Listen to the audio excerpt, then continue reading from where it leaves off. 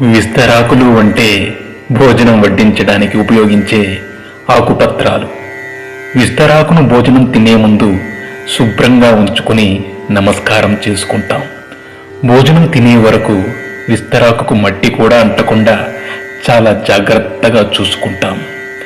ఆహార పదార్థాలు వడ్డించుకుని చక్కగా తింటాం.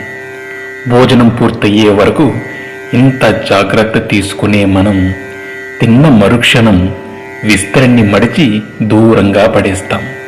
అదే విధంగా మనిషి జీవితం కూడా అంతే.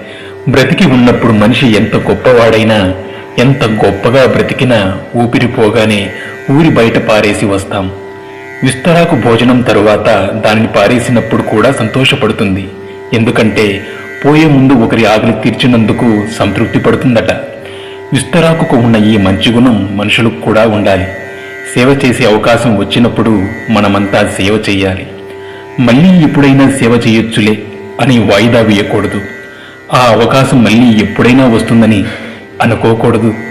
ఎందుకంటే ఊపిరి ఎప్పుడు ఉంటుందో ఎప్పుడు పోతుందో ఎవరికీ తెలియదు. అప్పుడు కనీసం విస్తరాకుకు ఉన్న తృప్తి కూడా మనకి ఉండదు. ఎంత సంపాదించి ఏం లాభం?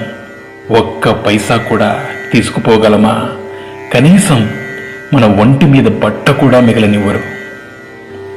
అందుకే ఊపిరి ఉన్నంత వరకు నలుగురికి ఉపయోగపడే విధంగా జీవించాలి. ఇదే జీవిత పరమార్థం. Thanks for watching. Please subscribe.